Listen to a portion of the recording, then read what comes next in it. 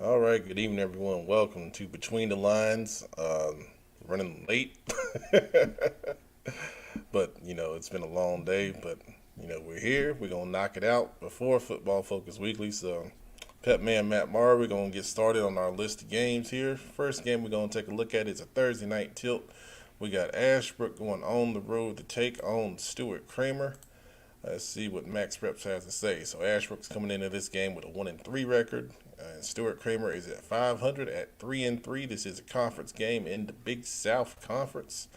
Um, these teams so far, Ashbrook ranked 25th in their class, and Stuart Cramer ranked 16th in their class. So I think it's gonna be a pretty evenly matched game. Obviously, this is Cramerton, Gastonia versus Gastonia, essentially rivalry. And what Max Preps is predicting is a pretty close game. They got Stuart Cramer winning 26-23, so field goal contest here. So if you want to catch a good game on Thursday night, this is the place you want to go for sure. You look at Ashbrook. Let's take a look at what they've done so far. They had the three close losses to start out the season. Then they had the win over North Gaston. Get that music off of here. I don't know where that's coming from. The highlight. Okay, well that's nice.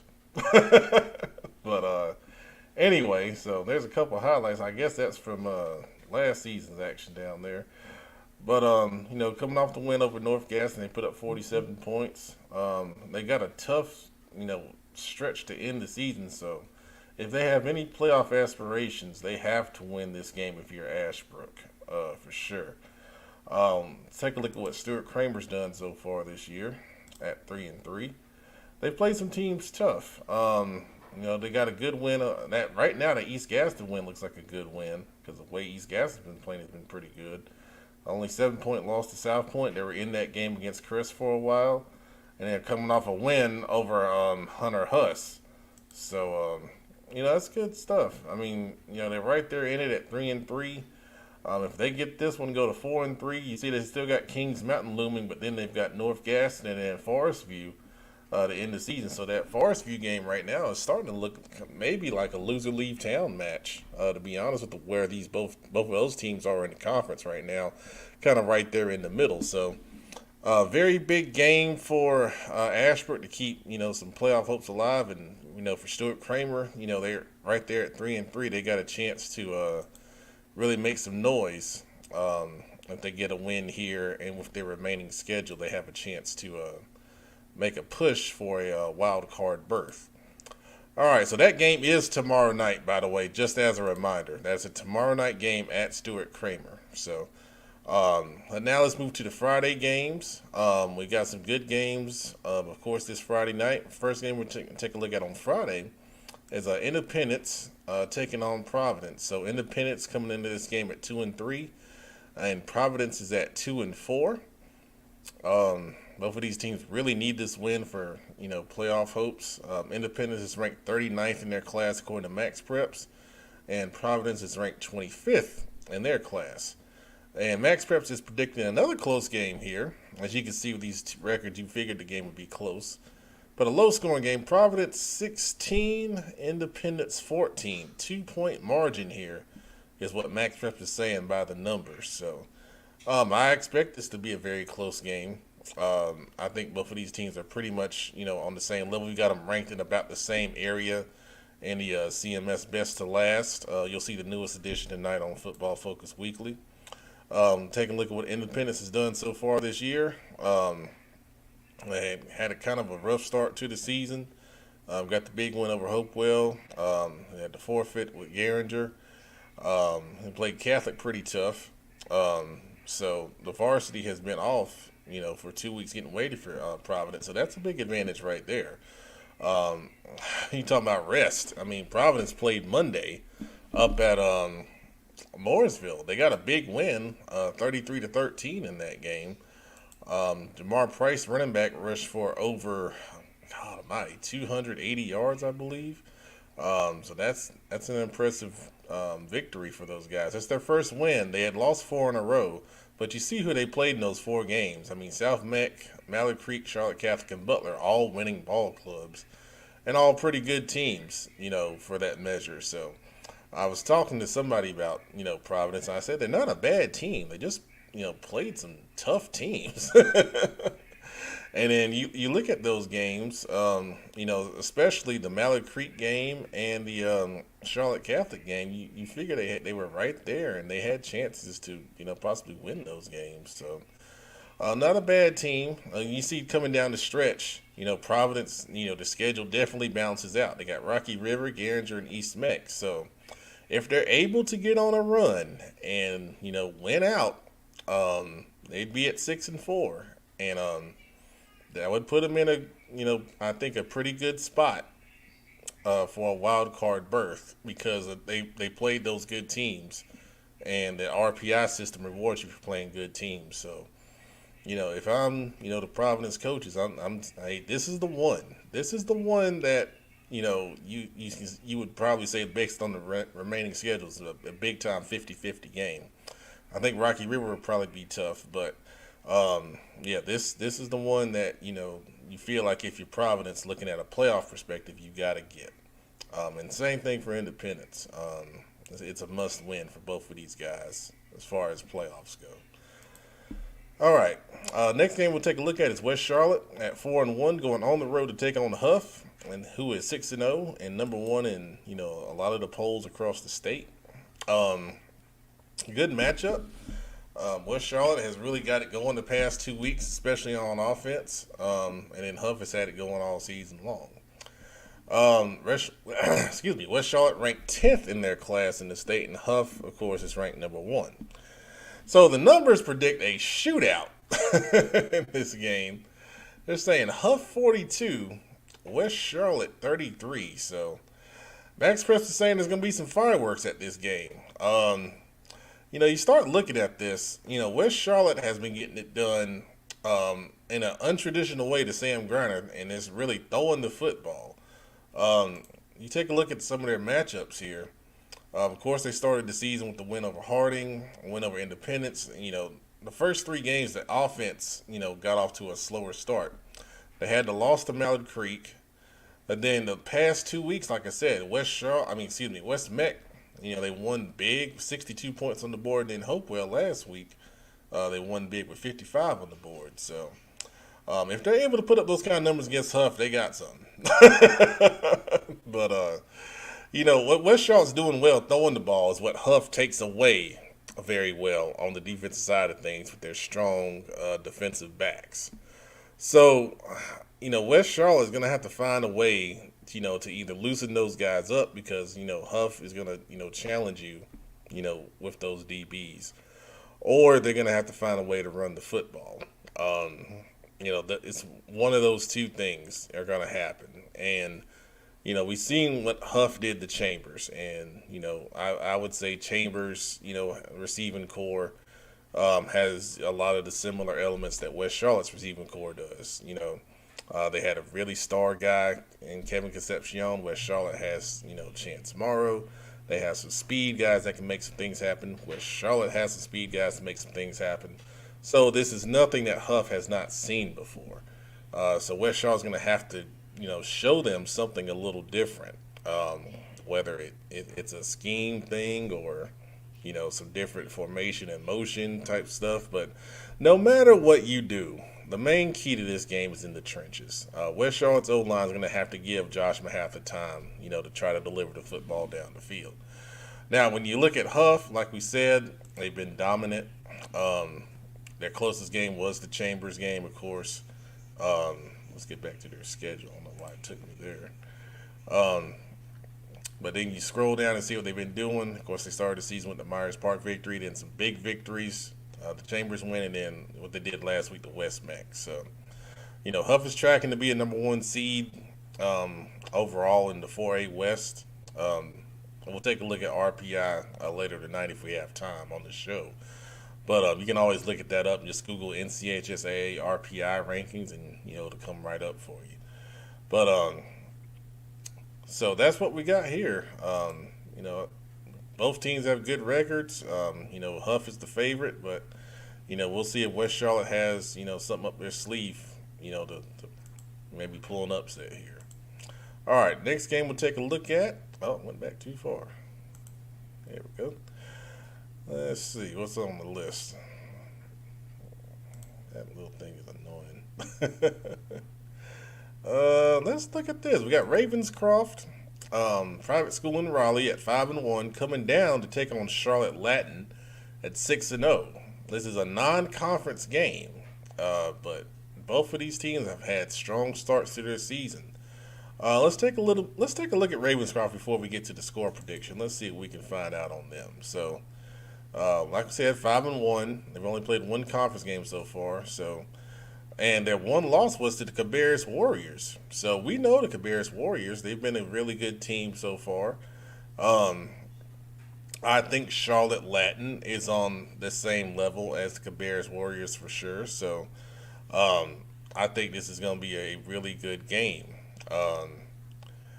You see High Point Christian Academy pushed Ravenscroft to the edge too. So just looking at who they've played and the limited knowledge I know about some of these teams outside of Cabarrus, I would say Latin is an early favorite here. Let's see what we got stat-wise. What type of team is Ravenscroft? So they got 168 passing attempts against 174 running, so pretty balanced team overall. Looks like Hawkins is the main guy at the quarterback spot, throwing for 995 yards. Not a dual threat, definitely a pocket quarterback, only negative rushing yardage on the season. Then Melvin's the main guy, averaging 8.7 yards a carry on the season with 11 touchdowns. So receiving, they're pretty balanced. Running back is the leading receiver as well. So okay, a pretty balanced attack here. So I think it's going to be a good football game to watch for sure. All right, let's get back to our screen here. Take a look at what Charlotte Latin's done so far this year. Of course, 6-0 on the season. Got off to a really hot start. The big win was at Christian with the field goal victory at the last second 2 weeks ago. But then they won last week over Christ School. That's a good win for them. So, this is a good thing. So, Latin down the road, they got a big matchup the week after at Rabun Gap in Georgia, who plays in the NCISAA conference. So, but they're definitely not going to look past a 5-1 team. So, Ravenscroft ranked 8th in their class. According to Max Prep, Charlotte Latin ranked 2nd. Max Prep is predicting a Ravenscroft victory. Very close, 33-32. Wow. Okay. I could definitely see it going. I definitely see it being a one-score game or closer, based off what we're looking at with the numbers here. All right, let's take a look at the next game here. We're gonna go to South Meck. It's 5-1, going on the road to take on Ardrey Kell at 3-2. And what we got here? So South Meck ranks 17th in their class, and Ardrey Kell ranks 7th in their class, according to Max Preps. Max Preps, though, is predicting a South Meck victory of 31. I'm really going to turn that thing off. Oh, that was the highlights. Okay. These autoplay videos, man. I got to find a setting to turn that off. South Meck, anyway, is predicted to win 31-25. So it's predicting a touchdown victory for South Meck over Ardrey Kell. South Meck coming into this game, their only loss was the first one of the season to Charlotte Catholic down at the Kickoff Classic. And they've been undefeated since then. Providence, East Meck, Cuthbertson, Catawba Ridge, and Berry have been their victories. On the other side of things, Ardrey Kell is coming off a tough loss to Myers Park at home of 13-7, low scoring game. And then before that, they lost to Porter Ridge. So they've lost 2 in a row. So they're going to try to right the ship here. Talking about Ardrey Kell, you have to mention Officer Herrera, who sadly, recently passed away. Resource officer for Ardrey Kell. Really good guy. He's always on the sidelines with the Ardrey Kell team on Friday nights. That's how I knew him. Always friendly and, just an overall good person. And you see all the different things people have been saying online about him. So definitely a well-loved gentleman, and we're sorry that he's gone. And those kind of things can have an effect on a team. And you got something to play for. It can kind of galvanize you. So prayers up to Officer Herrera's family, and hopefully Friday night there'll be some type of tribute. I'm sure there'll be something done. But anyway, this is gonna be a really good football game. Really good football game. The max rep prediction of by 6 I think is accurate. South Meck was off last week. I'm sure they were scouting Myers Park and Ardrey Kell because they're both in their conference, and get an idea for both teams, but really focusing on Ardrey Kell. You think about South Meck, big offensive line, of course. Their run game, zone-based run game. Jacob Newman does a really good job of cutting behind those big linemen, taking advantage of the gaps that open up. Cam Reach throws the ball, I think really well. Their offense really complements each other very well. Ardrey Kell, the past 2 weeks, we've seen them struggle on offense, so I'm sure that's a big-time focus. We saw South Meck personally a couple weeks ago shut down Catawba Ridge in an impressive fashion. So Ardrey Kell's going to have to do something to shake loose. I think if I was looking at South Meck, there's not a lot of weak spots. I think, on defense, they really complement each other really well. Good pass rush led by Jaden Medlock. Matthew Reddick is really strong at linebacker. And then Takai Moss at safety is really strong. So, all 3 levels have players that can impact the game. It's going to be a good football game. Good football game to watch, on Friday night. And it's a big-time game for placement in the conference, too. Ardrey Kell can't afford a second conference loss. And, South Meck, haven't played in a week. So, be a good chance for them to stay on pace with Myers Park, for the conference lead. All right. Next game we'll take a look at here. Let's see. I'll scroll down a little bit. All right, here we go. Weddington at 5-1, taking on Porter Ridge at 3-1. Big time Union County matchup here. Max Preps has Weddington ranked 10th in their class, Porter Ridge ranked 12th. So evenly matched game from the Max Preps perspective. Because of that, the score is very close as a prediction. They are predicting Porter Ridge to win 28-27. It doesn't get any closer than that. After last week, we had some people, from Porter Ridge tell us that, there are some things that didn't go their way when they lost to Marvin Ridge. That was their first loss on the season. And take a look at what they've done otherwise. 3 big wins to start the season, especially the Ardrey Kell win. That was a really big one. But the 2-point loss, at Marvin Ridge, kind of knocked them from the ranks of undefeated. And, sometimes when that happens, it's a wake-up call. And then going into Weddington, who we all know, well coached. They've kind of bounced back from that, loss they had to Ardrey Kell earlier this season, where they gave up 38 points, which is a little uncharacteristic for them. They came back and shut out Olympic, and they shut out Piedmont. So, yeah, the defense got after it those 2 weeks. I'm sure that was not a pleasant time. They're not used to having that happen down there. So defense is on fire. Of course, you talk about Porter Ridge all the time. You talk about the discipline, facing the triple option from gun. For Weddington, you talk about getting them off the field, try to get them in 3rd and long situations. They're very efficient on offense, and then the defense, is very disciplined. You know where they're going to be. So, I expect, and I said this before and I was wrong, but I'm going to say it again. I think the Max Preps prediction is what it is, but I think it's going to be a lower scoring game.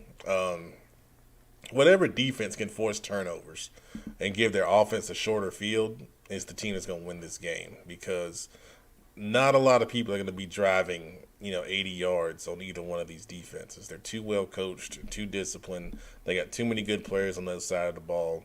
I expect it to be a great environment, for sure. And it's a big game. It's a really big game in conference. I'm glad these Union County teams are all in the same conference, man. That's awesome. That's awesome to have that, every Friday night big game feel, because you're playing your neighbor. That's really good stuff, man. All right, our next game we're going to take a look at here. Let's go down the list. We're going to have, let's see here. Got a big list this week. Crest and Shelby. All right, this is the game we're planning to be at on Friday night. We've been seeing some games get moved because of rain threats and all that stuff. Haven't heard that for this game. I doubt it happens, but just putting it out there just for knowledge base. All right, so Crest is at 4-1, Shelby at 5-1. All right, traditional rival, big game. There'll be thousands of people there, I'm sure. I saw online that the gates will open at 6, so I would advise, if you want to get in, get there early. I think tickets are only being sold at the gate. Hey, Michael, thank you for that. I thought I saw that it was South. I saw South Meck is going to honor some people. Max Preps had it as an Ardrey Kell home game. Once again, efficiency of Max Preps is not efficient. But it's what we got, so we use it. But thank you for that. Appreciate it.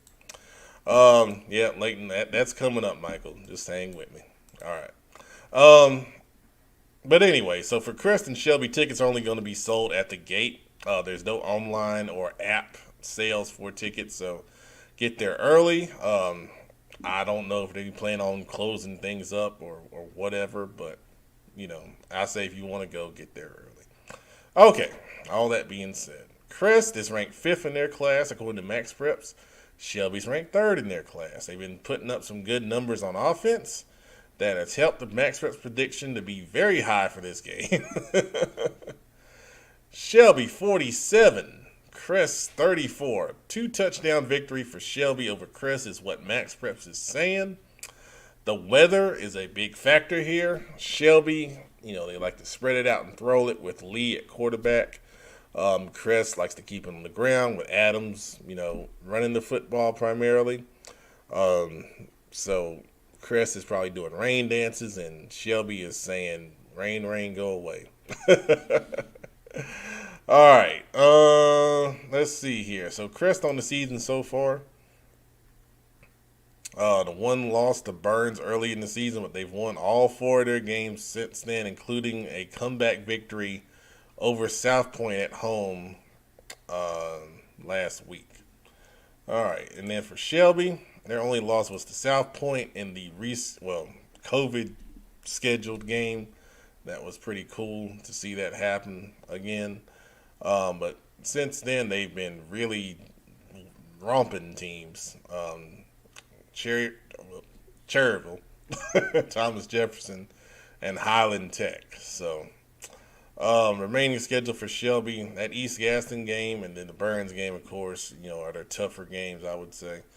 Let's take a look at that Crest schedule and see their remaining games here. They got the Kings Mountain game and stuff. Forest View has been playing well, so they got a couple tough games to end the season. So, basically, it really comes down to, what team imposes their will on offense. If Shelby's able to stop the run well, of course, it's going to be big problems for Crest. Crest, they got to be able to rush the passer, get, Lee and those receivers out of their rhythm. And then, if it rains, it helps Crest. If it doesn't rain, I think it helps Shelby. It'll be a faster track. Crest, you may see them try to dial up some pressure. Because the video I've seen of Shelby, you give them time, they're going to find a way to cut you up at some point, throwing the football. So, Really, really contrasting styles, but great rivalry game. Excited to be there. It's my first time being at Shelby for a game. Um, so hopefully I'm welcomed with open arms, and hopefully we get some good highlights to throw out there. We're gonna try to do something a little different that we hadn't done all season for this one. If the internet signal's good, so I won't go any further than that. But anyway, all right. Let's see what the next game on the docket is here. We're gonna go down to Kings Mountain taking on South Point. Kings Mountain 5-1 on the season, and South Point at 4-2. Another big game in the Big South Conference. Big week in the Big South Conference here. Big time games here. Top teams taking on each other. All right. Kings Mountain is ranked number 1 in their class according to Max Preps, and South Point is ranked number 4. However, Max Preps is predicting a South Point victory of 31-29. Wow. Okay. Once again, Max Preps takes a look at the numbers, and that's where they come up with their predictions. So, taking a look at what both teams have done so far on the season, Kings Mountain, after their loss to Shelby, they have run the table, defeating Asheville, Burns, Hough, North Gaston, and Forest View in a pretty good game last week. Now, conversely, for South Point at 4-2, they've lost to two good teams, Hickory Ridge, another COVID scheduled game, and to Crest last week in a 1-point loss. Disappointing loss on that one because they had a lead, and then Crest was able to come back. Obviously, no secret with South Point. You know what you're going to get, the Red Bone offense. We did an interview with Tyson Riley earlier this week. Very talented young man, putting up some really big numbers in that offense for sure. 31 is the key for Kings Mountain, not telling them anything you can't look at and not, figure out from film. So first and second downs, you want to give them in third and long. South Point does not throw the football very well. Conversely for Kings Mountain, they got a diversified offense. But the key, I think, is getting that South Point offense off of the field. They will take up a whole quarter running their offense, and they do not care about it one bit. I think for Kings Mountain also, big plays. We've seen teams that have success against South Point hit big plays in the passing game. Kings Mountain has, that ability to do that. For South Point, if they get Kings Mountain in the passing situation, historically they've had trouble with coverage. They got to find a way to get pressure on the quarterback. They try to eliminate the time to have those big plays happen. So it's going to be a really good football game. Game is at Belmont South Point. That's a nice stadium over there. Really good people. Hope everyone has a safe experience on Friday night. All right. The next game, which I know the gentleman has been very patient and waiting for, Hickory Ridge at 5-2, taking on Lake Norman at 5-1. So, as you said, Michael Buck, conference matchup number 1 and number 2 in the conference for sure. All right, so in this game, you got Hickory Ridge ranked 15th in their class, according to Max Preps, and Lake Norman ranked 20th in their class. But Max Preps favors Hickory Ridge by the numbers 39-26. So 2 touchdown victory for Hickory Ridge over Lake Norman is what Max Preps says. Taking a look at what these teams have done so far in the season, Hickory Ridge's 2 losses have come to Charlotte Catholic and Chambers. Of course, the Chambers game, a lot of people were impressed with what they did in that one.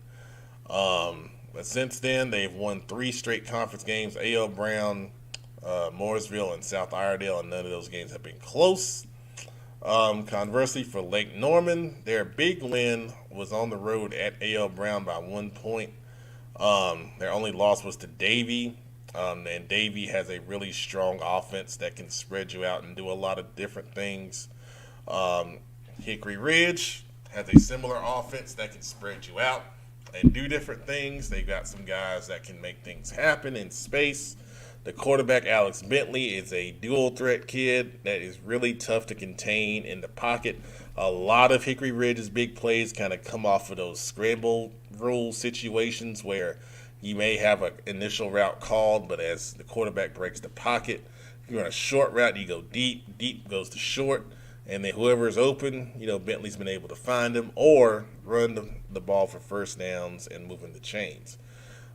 Lake Norman, in their, option offense, kind of similar to South Point. They don't mind taking 4 yards here, 5 yards there, getting first downs, and, chewing the clock up.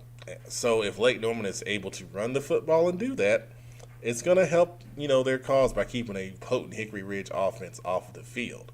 Now, the thing here, Hickory Ridge has seen this type of offense before against South Point, and they defeated South Point 27-7. We were at that game. And the big thing the Hickory Ridge defense did in that game was they forced turnovers. They got South Point in some third and long situations, took them out of their comfort zone where they made them throw the ball, and they were able to get a couple interceptions, and they were able to stop them on downs a couple of times. So, the typical advantage that, Lake Norman has against most opponents is they don't see that offense very often, but Hickory Ridge has experience with not only seeing it against South Point, but it's seen it against Charlotte Catholic. Different offenses, but similar things. They both want to run the football, control the clock, and they got big offensive lines. So that's my thoughts on that game right there. All right. Let's take a look and see if we got any other matchups we want to take a look at. Scrolling down the list. I think that's it. So, all right. We got 15 minutes until football. 15 minutes until Football Focus Weekly. So take a break. I'm going to take a break. I'm going to get into Football Focus Weekly mode. Not as serious, a little more comical. And then the family joins us. So thanks for watching, everybody. See you in 15.